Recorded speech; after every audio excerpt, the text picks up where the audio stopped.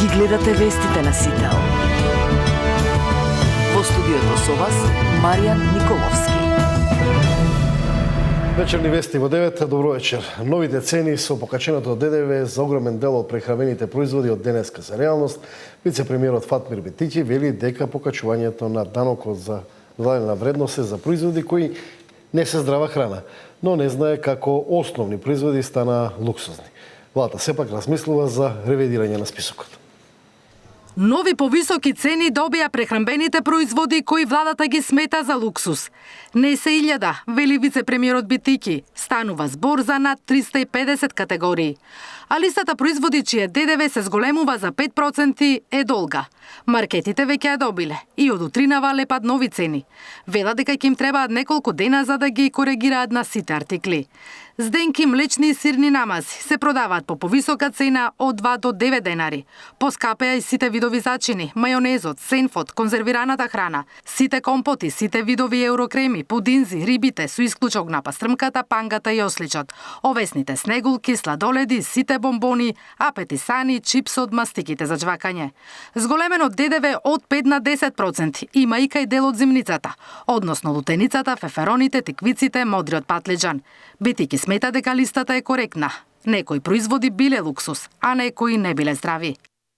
Знаете дека дури во одредени земји за сладолед, за чипс, за мастики спаѓаат во категоријата на нездрави производи затоа што има повисока шекерна вредност и тоа не е здраво за населението. Дури имаат 3 пати повисоки даночни стапки. Ние тоа не го правиме, но не сметам дека е основен прехранбен производ. Зошто, например, ајварот останува со 5%, лутеницата со 10%, или корнишоните 5%, цвекло 10%. Каде е луксузот во феферонките за лутеницата да биде со повисока стапка? Не знам. Не знам. Експертите пак велат, листата е долга и збунувачка. Се користат тарифни броеви кои ретко кој ги знае. Владата мора да ја ревидира. Содржи многу производи кои секојдневно се користат и зголемувањето на нивните цени сериозно ќе се одрази врз стандардот кај граѓаните. Соседните земји листи се многу појасни. Со опис точно така како што очекувате во маркетите да ги најдете. За жал Република Македонија ова го прави преку тарифни броеви во царинската тарифа, што е работа за експерти. За граѓаните се разбира и за оние што работат во маркети, ќе биде сложено за примена. Очигледно дека се утнаа некои работи и очекувам барем во многу брзо, бидејќи одлуката од денес е во сила, да се случат промени во одлуката. Исклучиво да биде 10% само за оние луксузни производи. Луксузни производи значи дека или се купуваат од мал број на граѓани, или истите се конзумираат ретко.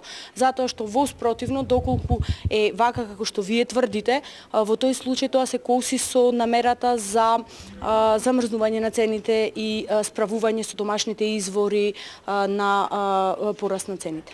Да се ревидира листата побара и од ВМРО ДПМН за сите производи кои се за широка потрошувачка. Бара да се врати данокот од 5%. Со измените на законот се предвидува да ви се земат десетици милиони евра поради покаченото ДДВ на храна. Пред мене имам листа на прехранбени производи кои власта смета дека се луксус и за кои што ќе плаќате двојно повисок данок. Вице-премиерот пак вели, можно е ревидирање на само на десетина производи од листата, веќе на следната владина седница во вторник. Инаку со зголемувањето на ДДВ-то од 5 на 10%, власта очекува да се обере дополнителни 70 милиони евра во буџетот. Наташа Мерсовска, Сител телевизија. Последниот потек го налути и бизнисот, збунете се и производителите кои беа обврзани да ги намалат цените во услови кога владата го зголемува ДДВ-то. Експертите со чудење гледаат на одлуката на владата да ја дуплира стапката на ДДВ истовремено кога на одредени производители им наложува да работат со загуба. Се уште нема никаква реакција на писмото кое Сдруженијето за земјоделство и прехранбена индустрија при Стопанската комора го испрати до владата и во кое објаснува дека производителите на вода и пијалаци не можат да работат со овие цени. Нејасно според нив, никој на Илинденска не сака ниту да помисли да да се откаже од дел од приходите кои државата ги прави од овие производи.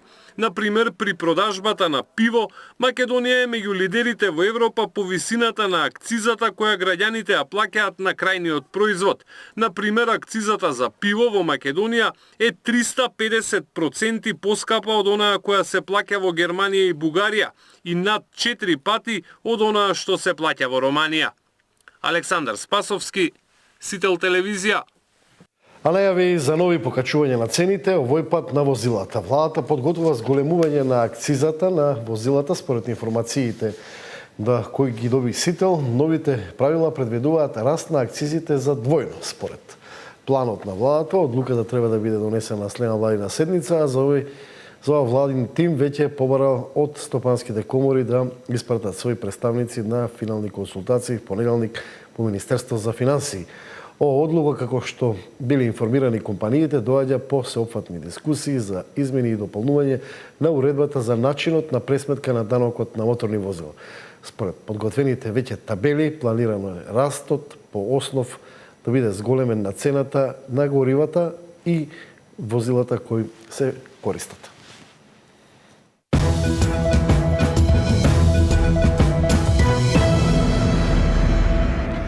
Европските лидери го вратија проширувањето високо на агендата, но без конкретни ветувања и датуми за земјите од Западен Балкан. Европските челници порачаа дека местото во европското семејство секоја земја поединечно ќе го заслужува преку реформскиот процес, подобрувањето на владењето на правото и борбата со корупцијата. Нема брзи ленти. За да може да се прошири Европската унија, потребни се и внатрешни реформи за да може да прими нови членки. Германија сепак и натаму останува најголем поборник за прием на нови членки. The process is merit-based.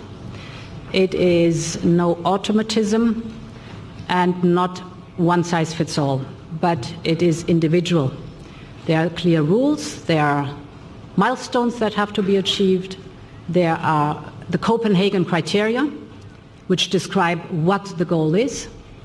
In the past, we have, of course, also seen that countries that wanted to join the European Union, some were faster, depending on the political will to reform, and some took more time, and some so far never made it. Es geht im Wesentlichen um die Frage der Erweiterung. Wir wissen, dass wir uns vorgenommen haben, jetzt endlich nach 20 Jahren, die das schon zugesagt ist, die westlichen Balkanstaaten in der Europäischen Union aufnehmen zu können, dass wir das Vorhaben mit Moldau und der Ukraine, dass wir auch perspektivisch Georgien dabei sehen.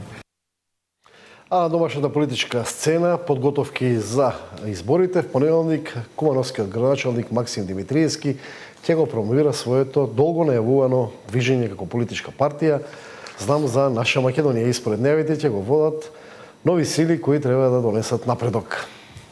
Називот на формирањето ќе биде движење Знам нов политички субјект, движење Знам за наша Македонија, бидејќи тоа е еден континуитет и во нашиот политички развој, а и во делот на историските текови на државата, бидејќи сепак Македонија се што има. Основна обврска ќе има да им ја врати државата на граѓаните, бидејќи државата во моментот бе заробена од политичките субјекти. Поранешните министри за здравство Венко Филипче и Беким Сали за Сител потврдија дека ќе учествуваат во работата на анкетната комисија за случајот онкологија. И двајцата вела дека сакаат да помогнат во откривање на вистината. Беким Сали и Венко Филипче ќе учествуваат во работата на анкетната комисија за скандалот на онкологија и ќе одговараат на прашањата од пратениците. И двајцата поранешни министри за здравство за Сител потврдија дека очекуваат да се расчисти најголемата црна дамка која го потресе здравствениот систем.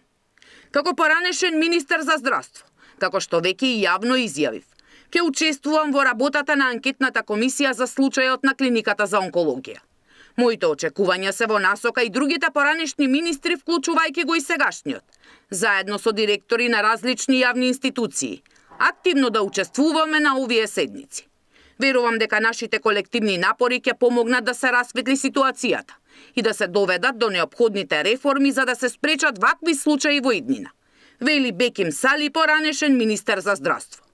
Пред да го напушти министерскиот кабинет, Тој го разреши Нино Васев од функцијата директор на онкологија, бидејќи воопшто немало критериуми кој како добива биолошка терапија. Дополнително побара и внатрешна ревизија поради огромните долгови на клиниката. Пред сали со Министерството раководеше Венко Филипче, кој вели дека во негово време имало многу подобрувања и олеснувања за онколошките пациенти. Во времето додека бев министер, онколошките пациенти добија современа терапија и воведовме низа олеснувања за нив, со што значително им го подобривме квалитетот на животот. Се надевам дека случајот ќе се расчисти во најкус рок, затоа што довербата во клиниката за онкологија не смее да биде нарушена, вели Венко Филипче, поранешен министер за здравство. Анкетната комисија со работа ќе продолжи наредната недела, кога ќе треба да реферира еден од поранешните министри за здравство. Информации ќе треба да даде актуелниот прв човек на здравствениот систем, а пред пратениците ќе се најдат и сегашни екс-директори на онкологија, од фондот, Малмет, како и јавни набавки. Целта на комисијата, како што кажа нејзината председателка, е да ја најдат вистината и да утврдат евентуална политичка одговорност.